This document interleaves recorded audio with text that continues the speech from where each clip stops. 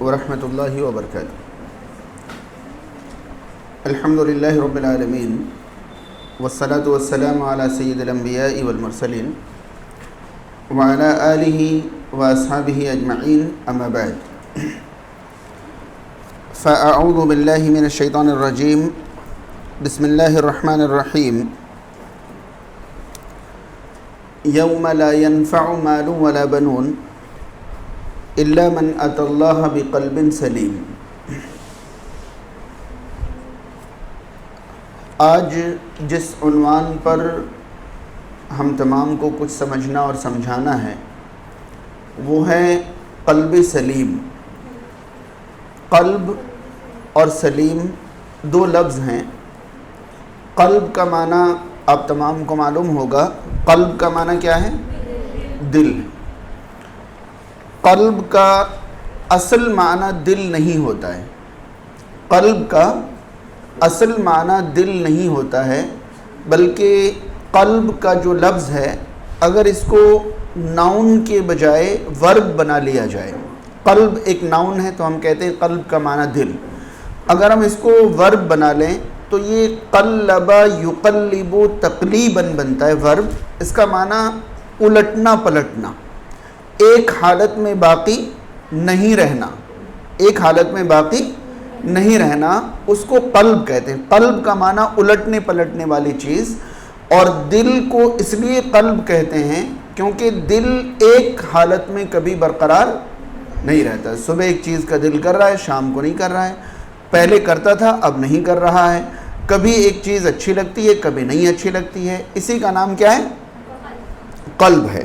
اور قلب کو قلب کہتے ہی اس لیے ہیں کیونکہ یہ بار بار بدل جاتا ہے، پلٹ جاتا ہے، اسی لیے اس کو قلب کہتے ہیں۔ جامع ترمذی کی ایک حدیث کے مطابق رسول کریم صلی اللہ علیہ وسلم اکثر یہ دعا کرتے تھے،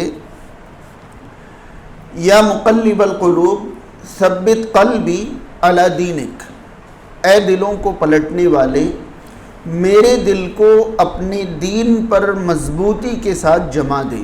یہ کون دعا کرتے تھے؟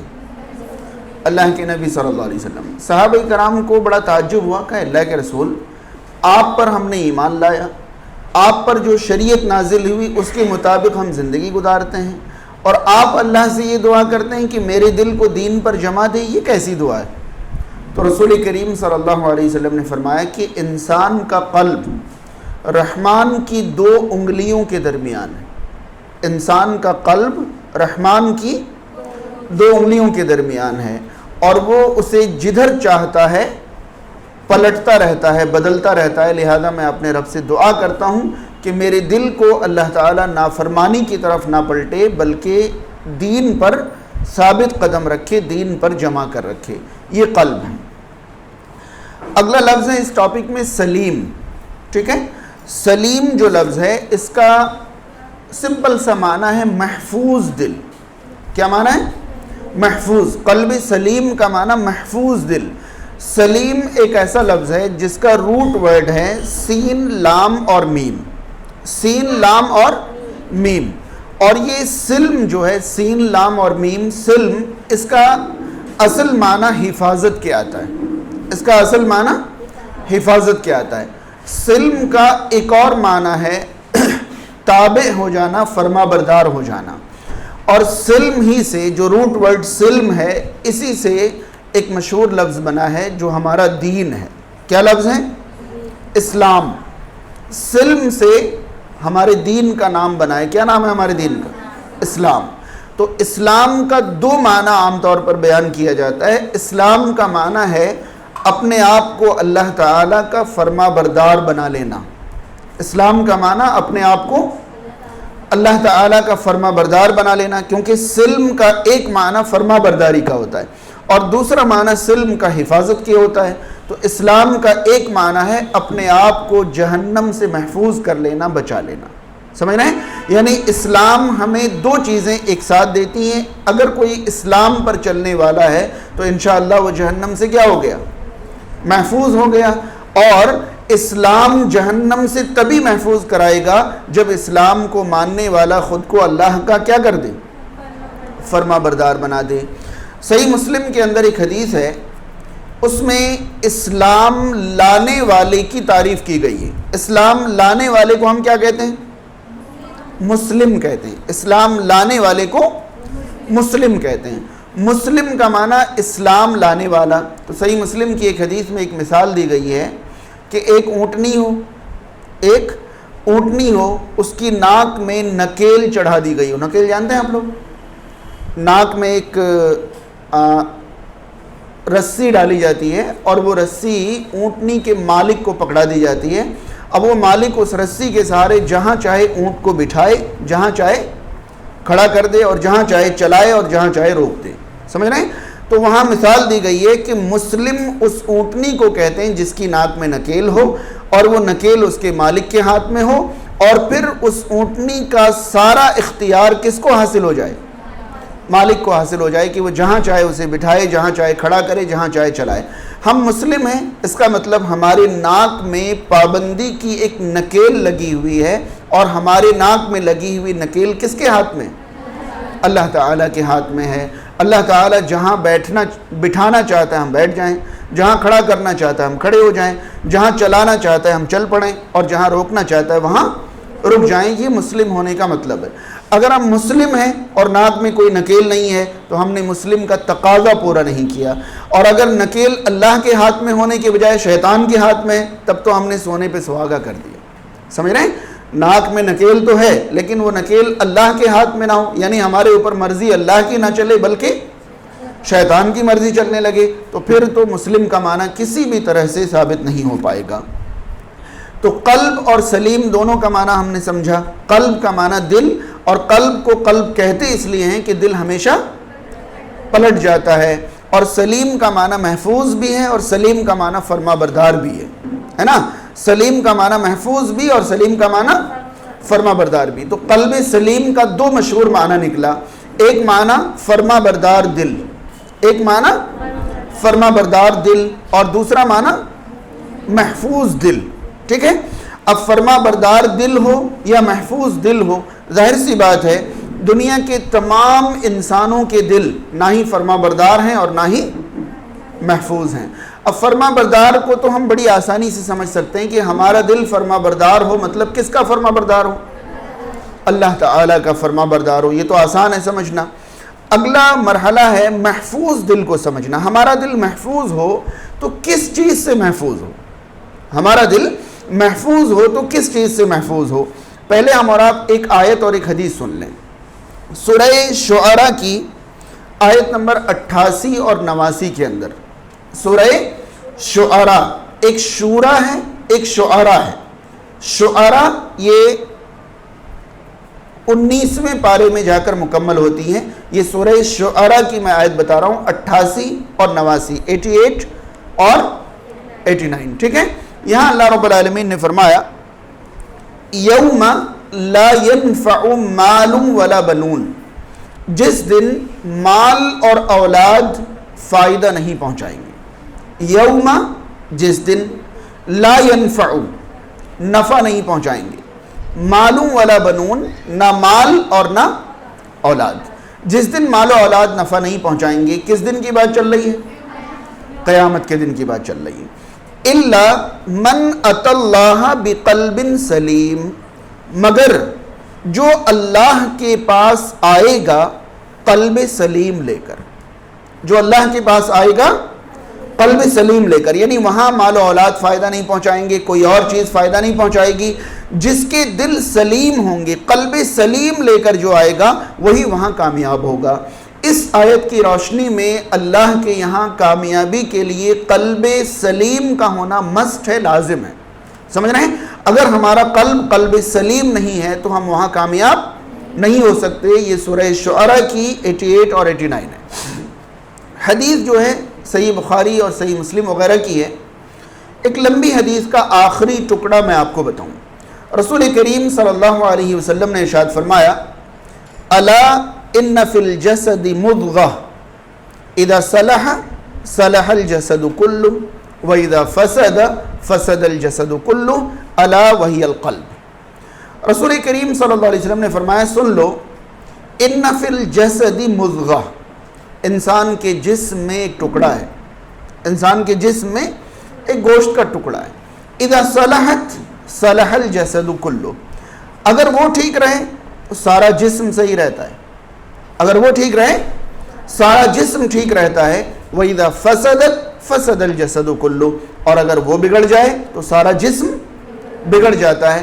الا وہی القلب، سن لو وہ ٹکڑا جو ہے وہ قلب ہے۔ کیا ہے؟ قلب ہے۔ یعنی قرآن مجید میں اللہ تعالیٰ نے یہ فرمایا کہ قلب سلیم کے بغیر آخرت میں کامیابی نہیں ہے۔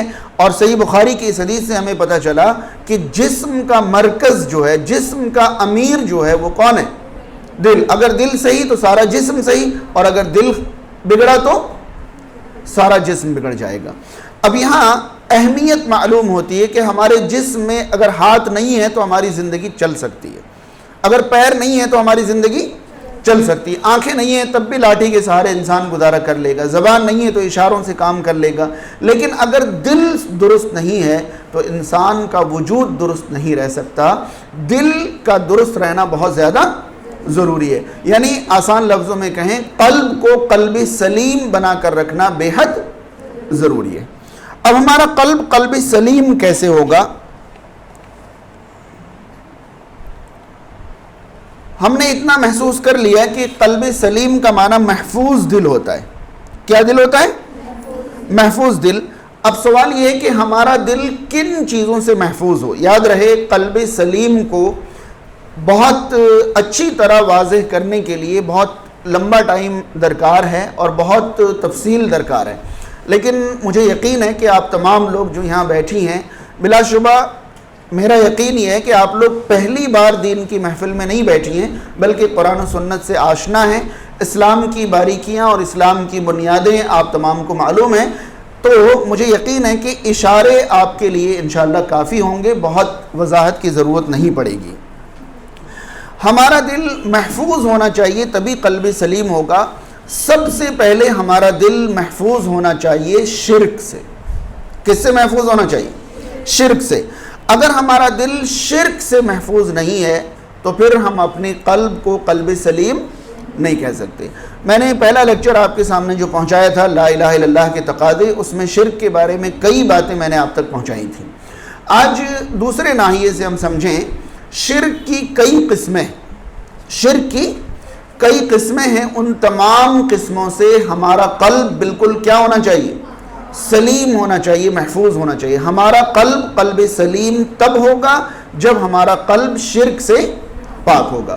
آپ قرآن مجید میں 4 جگہ پائیں گے، قرآن مجید میں آپ 4 جگہ پائیں گے کہ اللہ تعالیٰ نے قرآن مجید کو شفاء لما فی الصدور قرار دیا ہے، کہ قرآن دلوں کی بیماریوں کا علاج ہے۔ قرآن دلوں کی بیماریوں کا علاج ہے۔ بہت آسان لفظوں میں سن لیں کہ جو شخص قرآن پر جتنا زیادہ عمل کرنے والا ہوگا اس کا قلب اتنا ہی قلب سلیم ہوگا۔ ٹھیک ہے؟ اگر ہم ایک اگزامپل تلاش کریں کہ کائنات میں سب سے زیادہ محفوظ دل کس کا تھا، تو کیا جواب ہوگا؟ نبی کریم صلی اللہ علیہ وسلم کا، اور کوئی جواب تو نہیں ہو سکتا۔ اب آپ سنیں کہ صحیح بخاری میں عائشہ صدیقہ رضی اللہ تعالیٰ عنہ سے ایک حدیث مروی ہے، کچھ صحابہ کرام نے نبی کریم صلی اللہ علیہ وسلم کی زندگی گزارنے کا طریقہ جاننا چاہا کہ آپ صلی اللہ علیہ وسلم کے اخلاق کیسے تھے، عادتیں کیسی تھیں، آپ ہمیں بتائیں۔ تو عائشہ صدیقہ رضی اللہ تعالیٰ عنہ نے فرمایا، آپ قرآن پڑھتے ہو؟ انہوں نے کہا ہم قرآن پڑھتے ہیں۔ تو عائشہ صدیقہ نے فرمایا کانا خلقہ القرآن، نبی کریم صلی اللہ علیہ وسلم کی پوری زندگی قرآن کی تفسیر تھی۔ بات سمجھ رہے ہیں؟ یعنی قرآن میں کوئی ایک حکم بھی ایسا نہیں تھا جس پر آپ صلی اللہ علیہ وسلم عمل نہیں کرتے ہوں، کوئی ایک منع بھی ایسا نہیں جس سے آپ رکے ہوئے نہ ہوں، کوئی ایک ترغیب ایسی نہیں جس پر آپ لگے ہوئے نہ ہوں، اور تمام چیزیں قرآن مجید کی آپ صلی اللہ علیہ وسلم فالو کرتے تھے۔ اسی لیے رسول کریم صلی اللہ علیہ وسلم سے زیادہ سلیم دل اور کسی کا۔ ہم میں سے جو قرآن مجید سے جتنا قریب ہوں گے ہمارا قلب اتنا ہی سلیم ہوتا جائے گا۔ میں نے کہا کہ ہمارا قلب سب سے پہلے کس چیز سے پاک ہونا چاہیے؟ اب قرآن پر غور کریں تو قرآن مجید نے سب سے زیادہ اگر کسی چیز پر زور دیا ہے تو وہ توحید کو اپنانے پر اور شرک سے بچنے پر۔ سمجھ رہے ہیں؟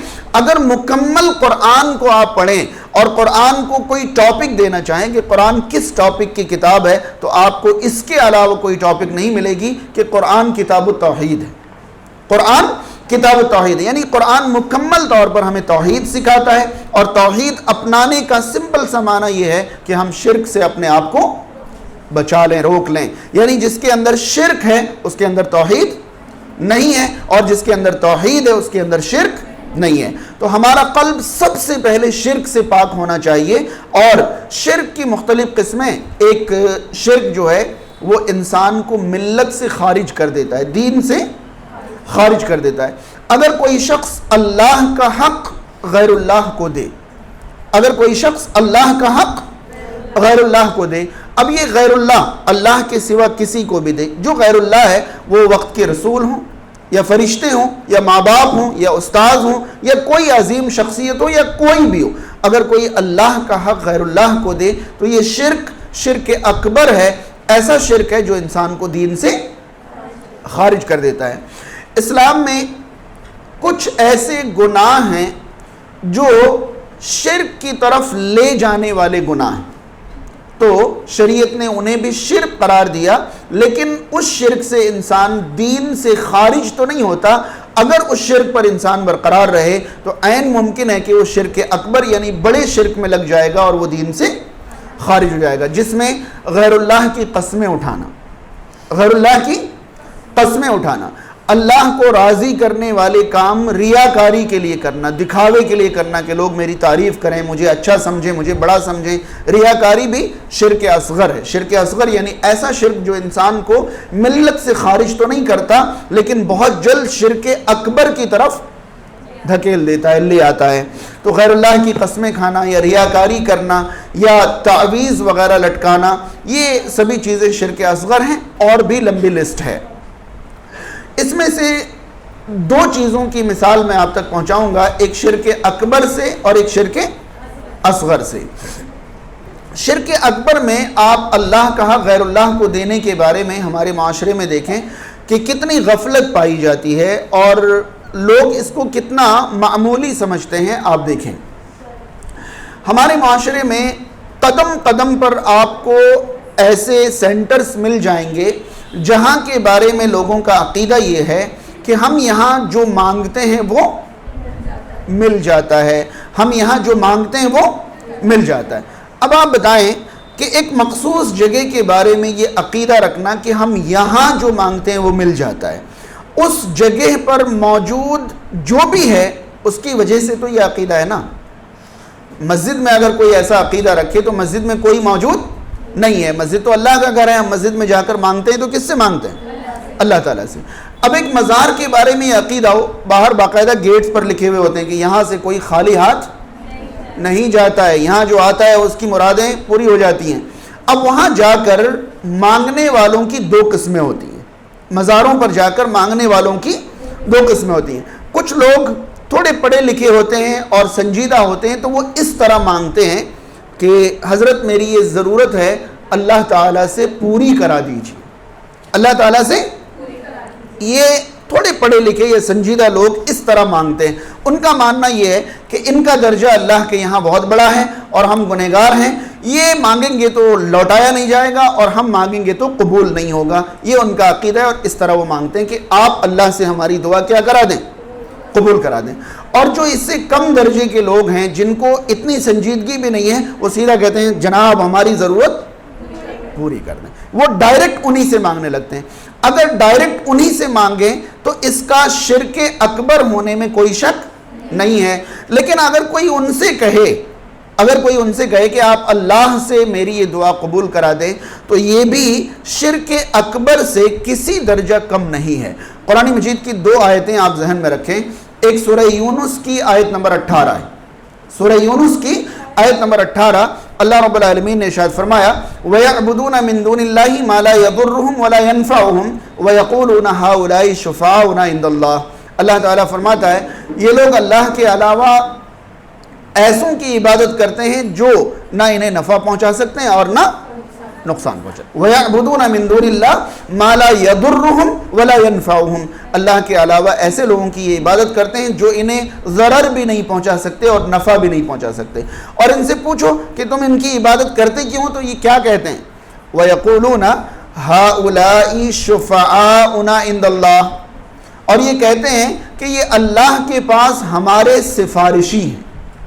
کن کا جواب ہے یہ؟ کن کا جواب ہے یہ؟ مکہ کے کفار کا. اللہ تعالیٰ مکہ کے کفار اور مشرکین کے بارے میں فرما رہا ہے کہ یہ لوگ ان کی عبادت کرتے ہیں جو انہیں نفع نقصان نہیں پہنچاتے. اور ان سے پوچھو کہ ان کی عبادت کیوں کر رہے ہو؟ تو پھر کہتے یہ ہیں کہ یہ اللہ کے یہاں ہماری سفارش کر دیں گے. اب بتائیے کہ اگر کفار کا یہ عمل اللہ کے یہاں کفر قرار پایا تو ہم جا کر یہ کہیں کہ اللہ سے ہماری دعا قبول کرا دیجئے، تو یہ شرک ہوا یا نہیں ہوا؟ وہ لوگ بھی تو یہی کہتے تھے کہ اللہ کے یہاں یہ ہمارے لیے، وہ انہیں اللہ مانتے کب تھے؟ اللہ کے یہاں سفارش کرنے والا مانتے تھے. قرآن مجید سورہ زمر کی آیت نمبر 3 میں آپ پائیں گے وہ لوگ باقاعدہ یہ کہتے تھے، کفار مکہ یہ کہتے تھے ما نعبدہم الا لیقربونا الی اللہ زلفا، ہم ان کی عبادت نہیں کرتے مگر اس لیے تاکہ یہ ہمیں اللہ سے قریب کر دیں، تاکہ یہ ہمیں اللہ سے.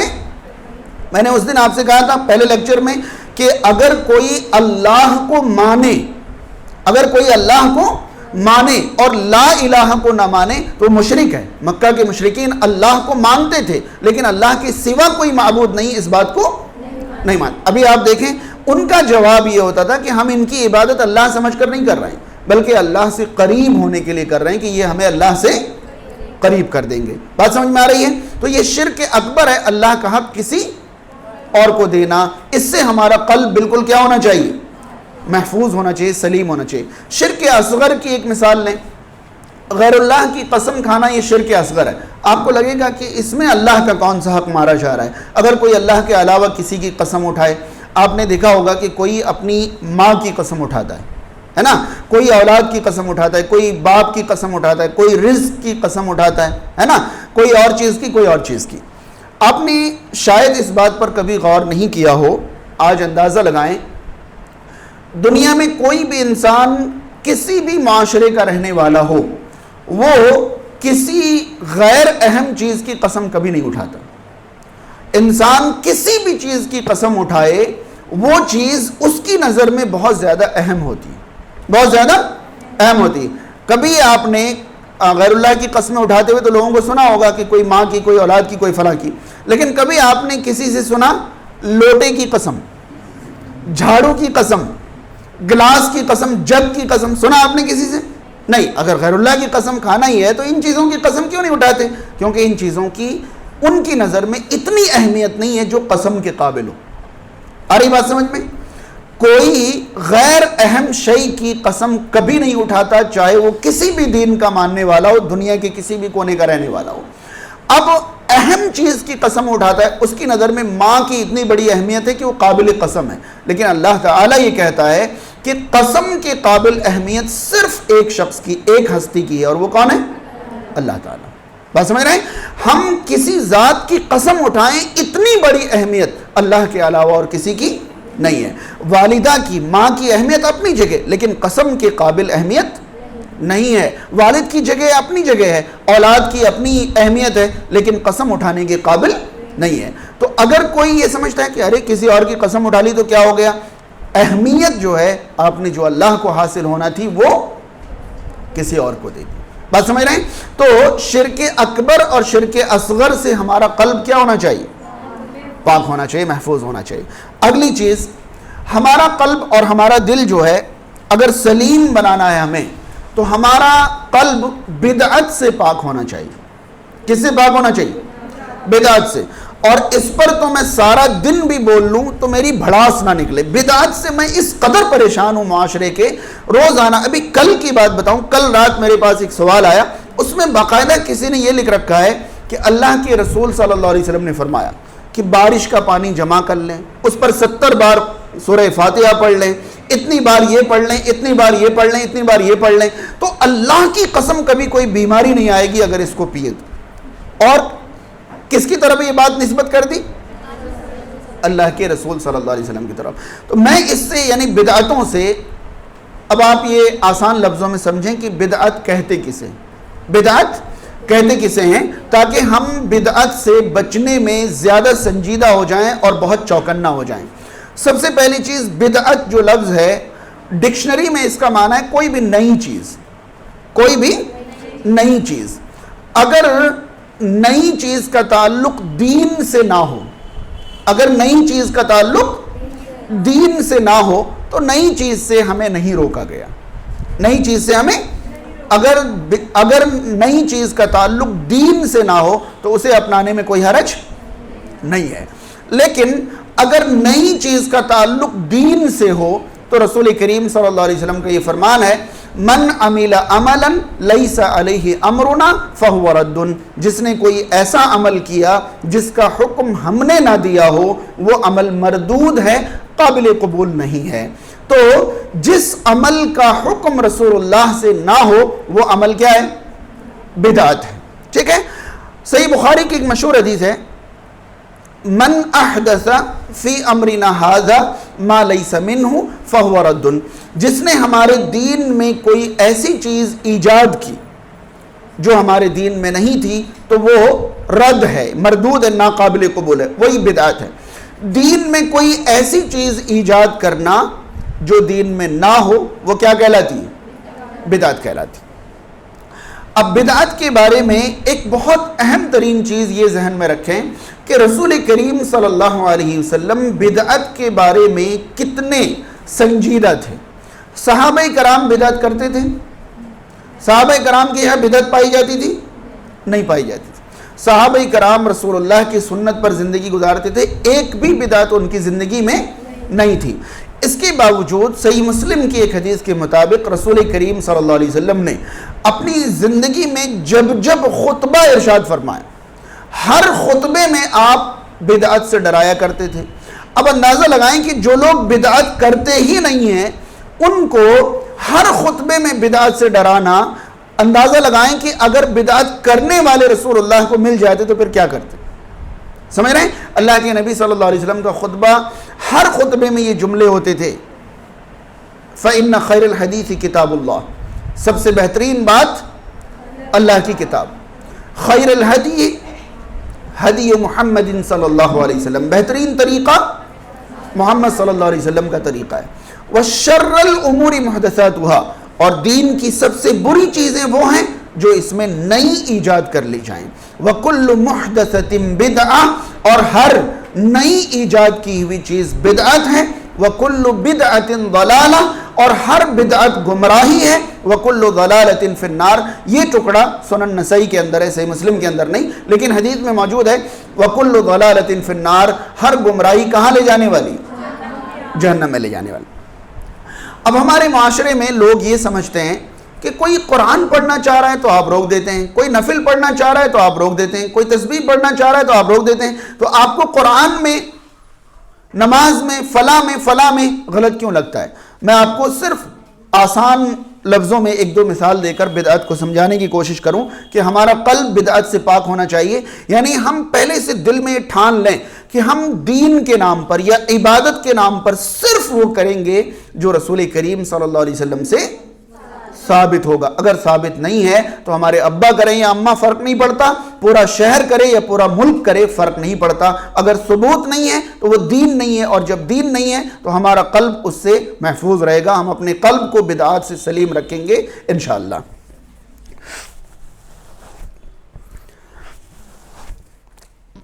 میں ایک مثال اس طرح دینا چاہوں گا تاکہ بہت ساری چیزیں سمجھ میں آ جائیں. ہمیں رسول کریم صلی اللہ علیہ وسلم نے ہر موقع کے لیے دعائیں سکھائی ہیں، معلوم ہے؟ اگر ہم میں سے کوئی ضرورت سے فارغ ہونے کے لیے جاتا ہے، ٹوائلٹ جاتا ہے، تو اس کے لیے بھی آپ صلی اللہ علیہ وسلم نے ایک دعا سکھائی، ٹھیک ہے؟ اور وہ دعا ہے اللہم انی اعوذ بک من الخبث والخبائث. بعض روایات میں اس سے پہلے بسم اللہ لگانا بھی ثابت ہے. یعنی ہم یہ کہہ سکتے ہیں بسم اللہ اللہم انی اعوذ بک من الخبث والخبائث.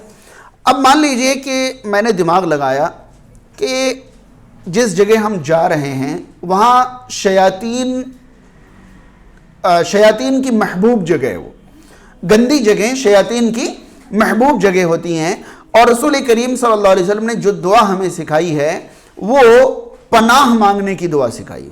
کیا دعا سکھائی ہے؟ پناہ مانگنے کی۔ اللہم انی اعوذ بک، اے اللہ میں تیری پناہ چاہتا ہوں، من الخبث خبیث روحوں سے، والخبائث اور خبیثہ روحوں سے، ٹھیک ہے؟ تو اللہ کے نبی صلی اللہ علیہ وسلم نے ہمیں ٹوائلٹس میں جانے سے پہلے پناہ طلب کرنے کی دعا سکھائی ہے۔ اب میں نے سوچا کہ اتنی چھوٹی سی دعا پڑھوں گا تو پتہ نہیں پوری پناہ حاصل ہو یا نہیں ہو، تو پناہ طلب کرنے کی سب سے اچھی شکل کیا ہے میں تلاش کرتا ہوں، تو مجھے ملتا ہے کہ اللہ کے نبی صلی اللہ علیہ وسلم نے ہی فرمایا ہے کہ پناہ طلب کرنے کی سب سے بہترین چیز جو ہے وہ قرآن کی آخری 2 سورتیں، قرآن کی آخری 2 سورتیں کون سی؟ فلق اور ناس، معوذتین کہلاتی ہیں۔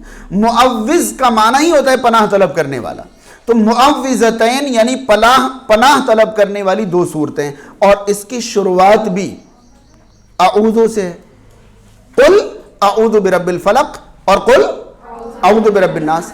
اب میں نے سوچا کہ اعوذ من الخبث والخبائث پتہ نہیں کام کرے یا نہیں کرے، لاؤ قل اعوذ برب الفلق قل اعوذ برب الناس پڑھ کے ٹوائلٹ میں جاتا ہوں۔ نہیں سمجھ میں آئی بات؟ اب بتائیے کہ میں شریعت کے کتنا قریب ہوں، یعنی ایک جگہ جانے کے لیے رسول کریم صلی اللہ علیہ وسلم نے ایک دعا سکھائی جو کہ پناہ طلب کرنے کی دعا ہے۔ مجھے لگتا ہے کہ پناہ طلب کرنے کی یہ دعا تھوڑی چھوٹی ہے، میں تھوڑی بڑھا لیتا ہوں، اور بڑھاتا کہاں سے ہوں؟ اپنے باپ کے گھر سے نہیں، شریعت سے ہی، قرآن مجید سے بڑھاتا ہوں۔ اور کیا بڑھاتا ہوں؟ وہی بڑھاتا ہوں جو سیکوینس میں سیم ہے۔ یہاں بھی پناہ مانگنے کی دعا ہے اور میں نے بھی پناہ مانگنے کی صورتیں بڑھائیں، اور وہاں سے بڑھائیں کہ رسول اللہ نے فرمایا کہ ان سے بہتر پناہ مانگنے کی کوئی چیز نہیں ہے۔ پھر میں نے یہ کہا کہ بھائی تمام لوگ اب سے اعوذ بک من الخبث والخبائث نہیں پڑھیں، یہ چھوٹی ہے، آؤٹ آف ڈیٹ ہو گئی، اب یہ کام نہیں کر رہی ہیں، اب سب لوگ قل اعوذ برب الفلق قل اعوذ برب الناس پڑھ کے ٹوائلٹ میں جایا کریں۔ صحیح ہے غلط؟ تو میں نے قرآن پڑھنے کو ہی تو کہا ہے، غلط کیوں ہو گیا؟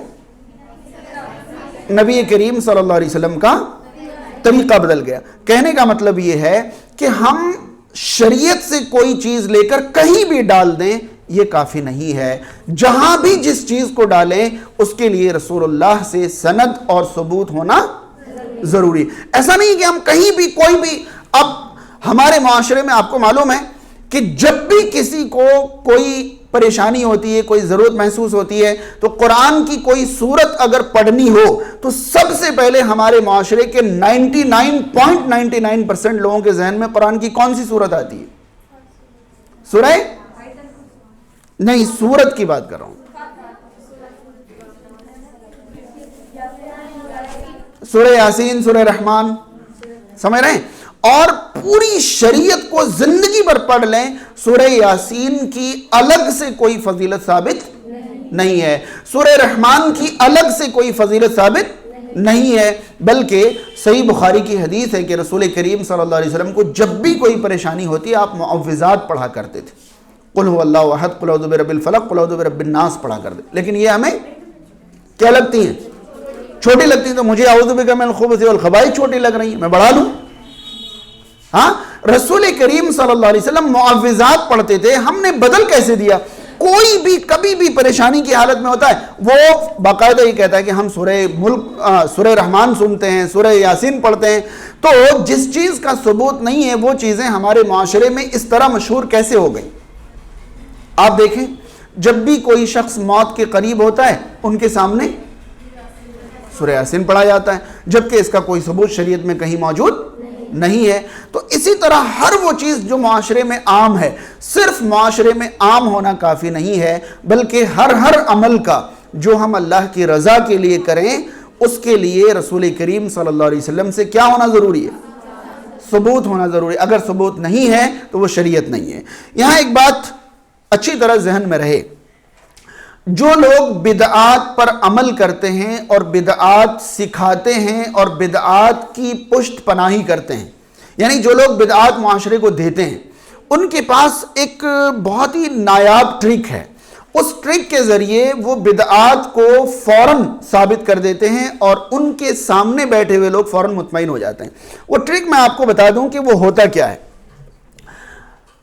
شریعت کو ہم دو قسموں میں بانٹ سکتے ہیں. بہت دھیان سے سنیں, یہ والی بات انشاءاللہ پوری زندگی آپ کے کام آئے گی. شریعت کو ہم دو حصوں میں بانٹ سکتے ہیں. شریعت کو نہیں, شریعت کے عمل کو.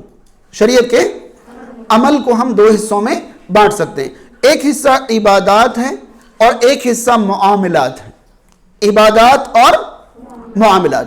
عبادات ہماری ان ایکٹیویٹیز کو ہم کہیں گے جس میں ہمارا کوئی دنیاوی فائدہ جڑا ہوا نہ ہو, بلکہ صرف ہم اللہ کو راضی کرنے کے لیے کریں.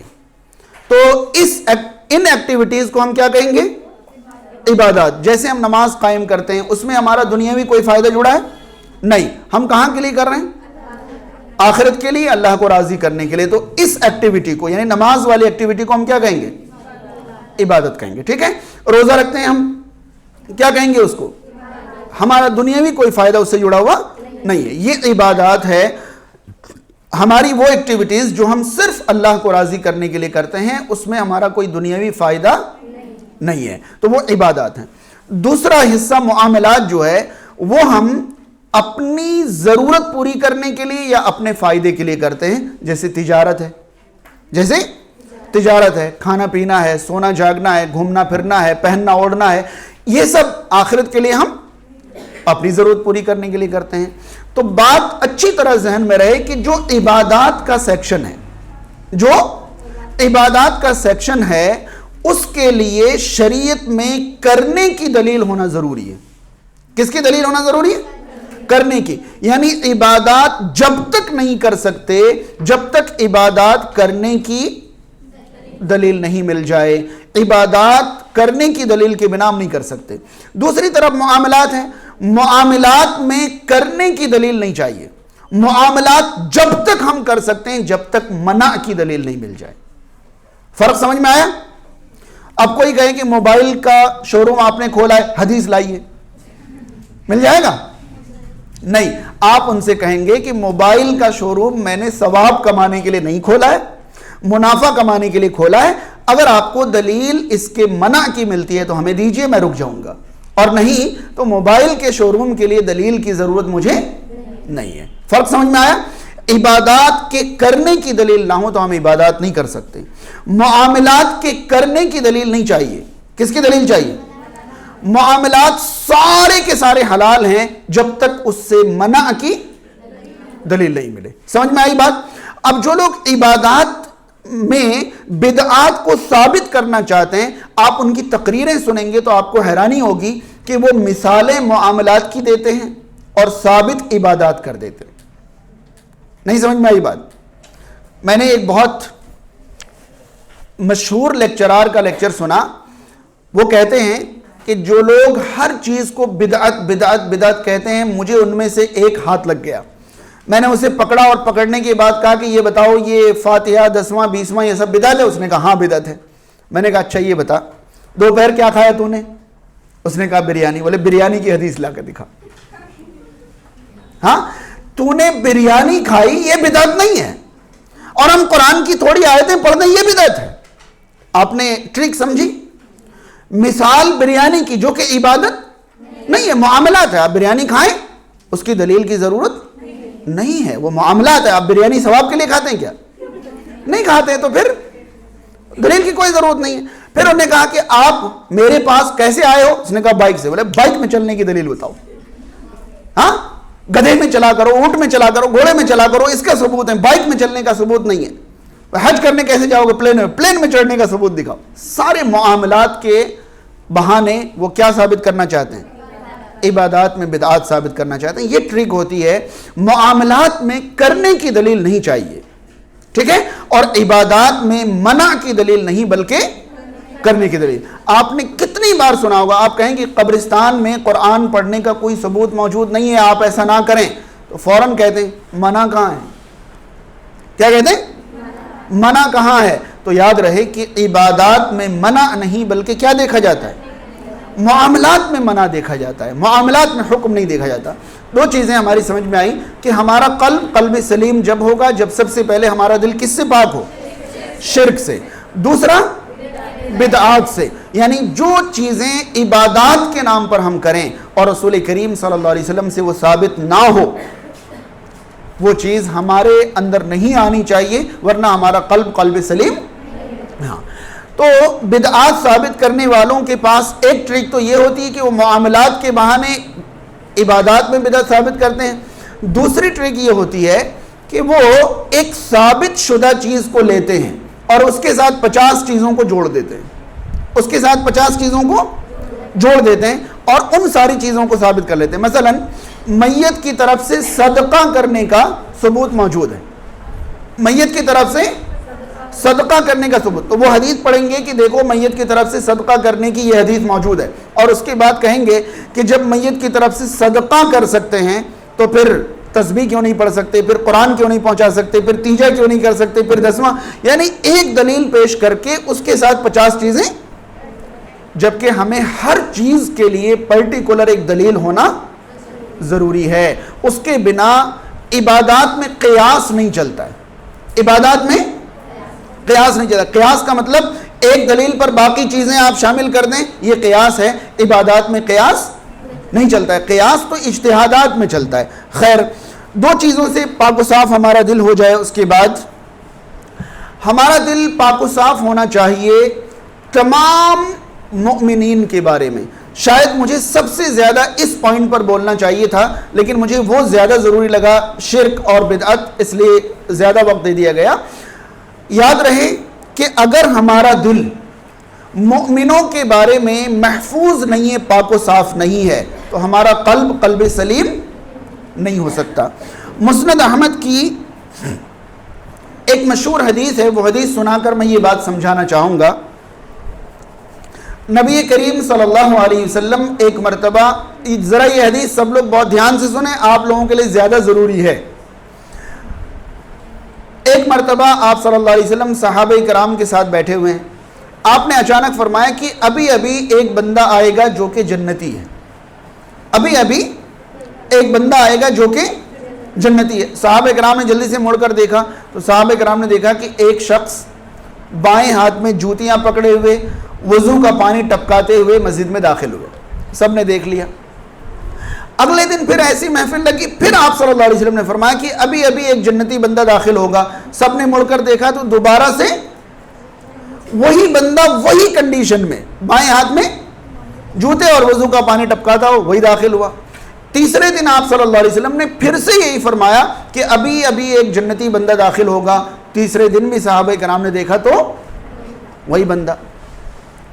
عبداللہ بن عمرو بن العاص رضی اللہ تعالیٰ عنہ ایک مشہور صحابی ہیں، فرماتے ہیں کہ میرا دل چاہا کہ میں اس بندے کا پیچھا کروں اور جانوں کہ کیا خوبی اس کے اندر ہے جو بار بار اللہ کے نبی صلی اللہ علیہ وسلم ان کو جنتی قرار دے رہے ہیں.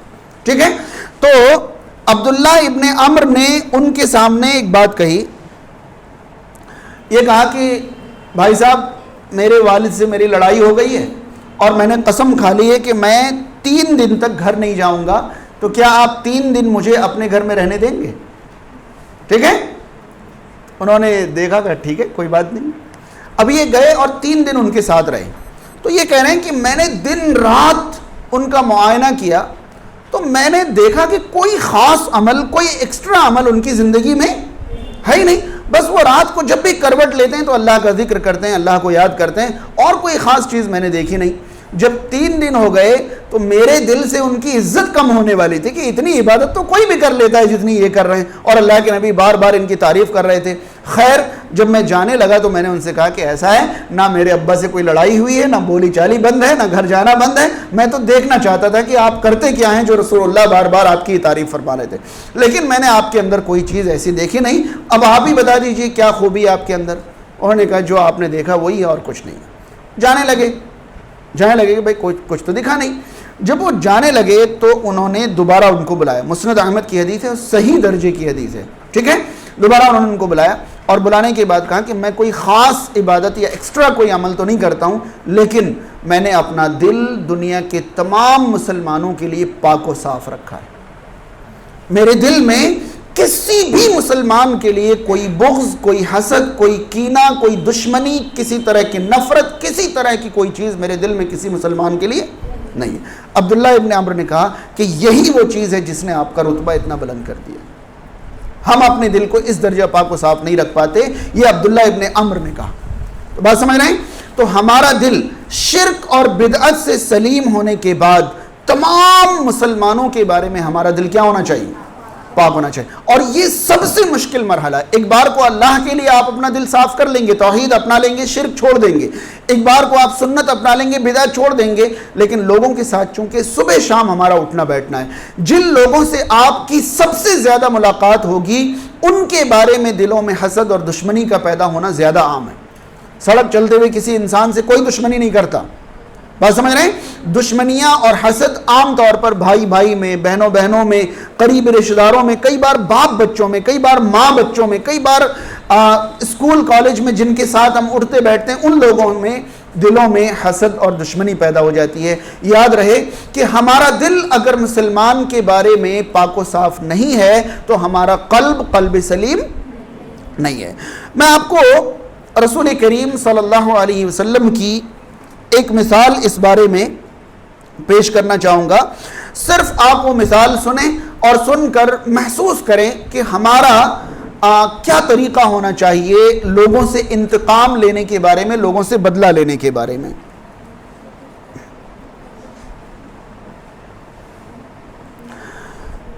نبی کریم صلی اللہ علیہ وسلم سے عائشہ صدیقہ رضی اللہ تعالی عنہا نے پوچھا کہ احد کے دن سے زیادہ مشکل گھڑی کبھی آپ کی زندگی میں آئی؟ انہوں نے کہا آئی نا، جب میں طائف گیا تھا، میں نے طائف کے لوگوں کو جب دین سمجھایا، کسی نے میری بات تو نہیں مانی، الٹا میرے اوپر پتھروں کی بارش کی، میرے اوپر پتھروں کی بارش کی، میں خون میں ڈوبا ہوا لہو لہان طائف سے ایک طرف کو نکلا، میں نے آسمان کی طرف نگاہ اٹھائی۔ یاد رہے اب جو میں آپ کو بتا رہا ہوں واقعہ، یہ صحیح بخاری میں مناقب النبی کے اندر یہ حدیث موجود ہے اور بالکل مفہوم ہے جی۔ تو رسول کریم صلی اللہ علیہ وسلم فرماتے میں ایک طرف گیا، میں نے اوپر نگاہ اٹھائی تو میں نے دیکھا کہ ایک بہت بڑا بادل ہے جو مجھے سایہ کر رہا ہے۔ میں نے غور سے دیکھا تو ان بادلوں میں مجھے جبریل امین علیہ الصلوۃ والسلام نظر آئے۔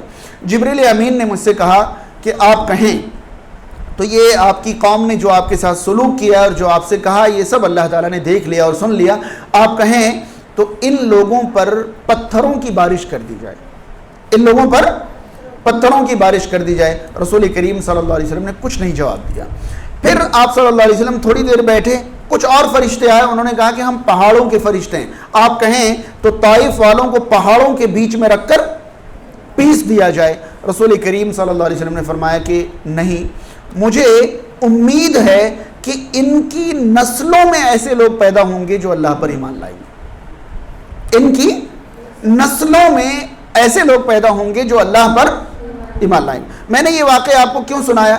انسان سب سے زیادہ کسی کے بارے میں نفرت کے جذبات سے جب پر ہوتا ہے جب اس سے کوئی نقصان ہوتا ہے، جب اس سے کوئی نقصان ہوتا ہے، اور یہ نفرت کئی گنا بڑھ جاتی ہے جب اس نقصان کا کوئی سبب نہ ہو، جب اس نقصان کا کوئی سبب نہ ہو، اور یہ نفرت کئی گنا اور بڑھ جاتی ہے جب ایسے وقت پر نقصان پہنچایا جائے جب انسان ان کی بھلائی چاہ رہا ہو، جب انسان ان کی، آپ تصور کریں کہ رسول کریم صلی اللہ علیہ وسلم جس قوم کے پاس گئے کن کی بھلائی کے لیے؟ اپنی یا ان کی بھلائی کے لیے۔ پھر وہ جو نقصان پہنچا رہے ہیں اس کی کوئی وجہ ان کے پاس موجود نہیں ہے، اور پھر نقصان ایسا کہ ابو طلحہ انصاری فرماتے ہیں کہ میں طائف کے سفر میں رسول اللہ کے ساتھ تھا، جب آپ صلی اللہ علیہ وسلم طائف سے نکلے تو اتنا خون آپ کے جسم سے بہہ گیا تھا کہ آپ کے پیر کے جوتے خون سے پیروں میں چپک گئے تھے جو مشکل سے پیروں سے نکال سکے تھے۔ بات سمجھ رہے ہیں؟ ایسے موقع پر آپ صلی اللہ علیہ وسلم یہ فرمائیں کہ انہیں کچھ مت کہو، یہ میری قوم کے نادان لوگ ہیں، یہ ایمان نہیں لا رہے ہیں تو کوئی بات نہیں، ان کی اولاد ایمان لائے گی، انہیں چھوڑ دو۔ آپ قلب سلیم کی اس سے بہتر مثال کہیں تلاش کر سکتے ہیں؟ نہیں تلاش کر سکتے۔ ہمارے معاشرے میں ہوتا کیا ہے، کسی نے ایک اونچی آواز ہمارے بارے میں اگر بول دی، بولا کیسے اس نے، میں زندگی بھر اس کے یہاں قدم نہیں رکھوں گا، اس کا پانی نہیں پیوں گا، میں اسے فلاں نہیں کروں گا، کسی نے ذرا سا کوئی نقصان، وہ نقصان ہمارا کچھ بھی نہ ہو، خالی ہمارے خلاف کوئی لفظ کسی کے منہ سے نکل جائے تو ہماری انا جاگ جاتی ہے، ہمارا تکبر جاگ جاتا ہے، اور ہم کہتے ہیں کہ مجال ہے کہ میں اس کی طرف تھوکوں. اور حیرانی ہوتی ہے کہ قلب سلیم پر لیکچر سننے والے 10 سالوں سے کسی کے یہاں گئے نہیں ہوں گے، کسی سے بولے نہیں ہوں گے، اور پھر فخریہ سنائیں گے، ایک بار فلاں نے میرے بارے میں ایسا کہا تھا، آج تک میں نے تھوکا نہیں ان کے دروازے. فخریہ بیان کریں، یہ قلب سلیم ہے. رسول کریم صلی اللہ علیہ وسلم نے اپنی پوری زندگی کسی سے اپنی ذات کے لیے انتقام نہیں لیا، بدلہ نہیں لیا. اگر ہمارا دل تمام کے بارے میں کوئی ہمارا کتنا ہی نقصان کر لے، یاد رہے کہ اللہ نے ہماری مقدر میں جتنا طے کیا ہے اس سے زیادہ نقصان کوئی ہمارا.